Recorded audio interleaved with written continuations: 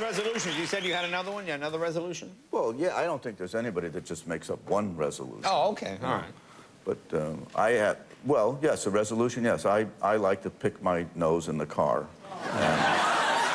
Did I hear a negative sound? Oh, you all do it. Shut up. Men love to do it, and you can't. I can't get away with it anymore. No. Because if I get recognized, someone's on a cell phone, they look over and they say like, "Bah," you know. No, but actually they won't.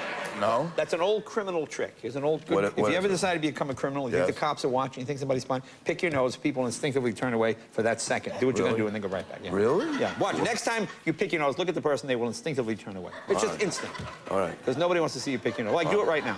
Do it right now. Oh, wait a minute, I got it. Do it right now, the whole audience. Do it right now, watch. See what I'm saying? See what I'm saying? See what I'm saying? Look, the whole audience turned away. Cameraman kept looking. Yeah. Now he's into it. Though. You're my second icon the last few days. Robert De Niro was here. You guys. He was here? Yeah, he was here. You guys are good buddies, right? Yes. We know each other for years, and we did a film together. Of course. 4 films actually. Yeah. Oh, I guess that's right. Yeah. So you guys hang out? No, well, I mean, he's a very busy guy. I think he works, you know, one after the other. He lives in New York. I live one. Not a chatty guy. Not a chatty guy. No, he doesn't. No. Like when you guys hang out, do you do all the talking? No. In life, he'll talk. Oh. But Okay. with you guys He's a great guy, but he is a tricky interview. I don't think anybody's surprised. Yeah. Now, I remember you used to do an impression of him, don't you? I'm just thinking about it. Can you do it? Well, like, so I'm on your show, right? I mean, Bob's on your show, yeah. All right. You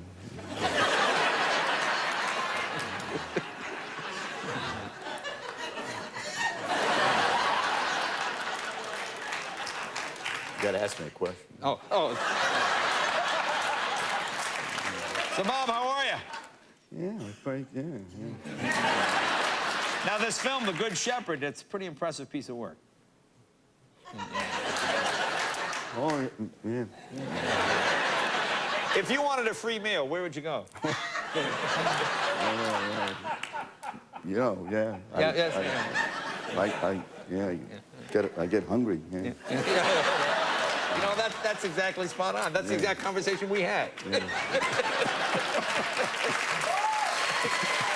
How are your kids doing?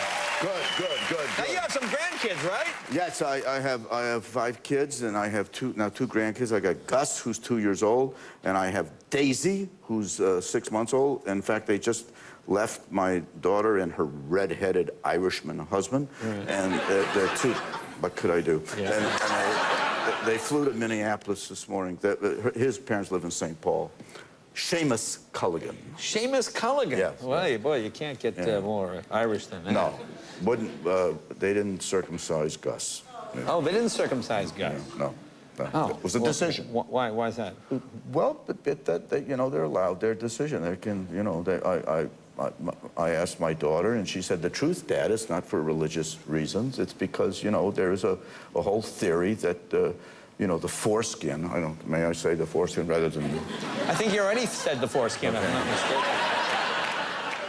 I was thinking about this when I had lunch at Pizzicato. Right. What did you order, the tri-tip?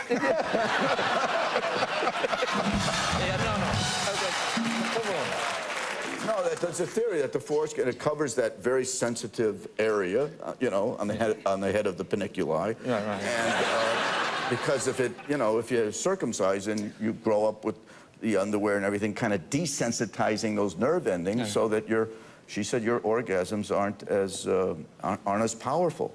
And I told her if mine was any more powerful, I'd have a heart attack. Yeah. What a lovely discussion to have with your daughter. Now tell us.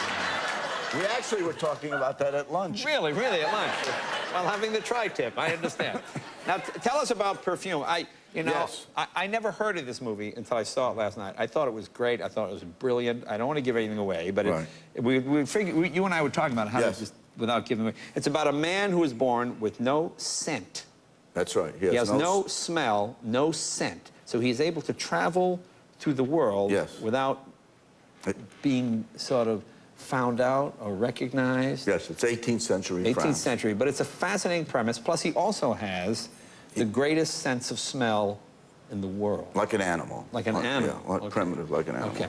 And it's open in Europe, and it did do those big $100 million. $100 million. It is one of the most beautiful, bizarrely haunting movies. I've never said bizarrely haunting movie in my life. I know. I don't play that part. No, you play... The teacher. A perfumer. You make perfume. Yes, a French perfumer. And he comes to work for you. Yes. Okay. We're going to look at it? Yeah, we're going to take a look at the scene. Here's it. This is your laboratory, and you're teaching him some of the art of making perfume. Yeah, that's not pizzicato. No, that's not pizzicato. Let's take a look. Just great. Dustin, thank you, my friend. Congratulations. Be right back with Abigail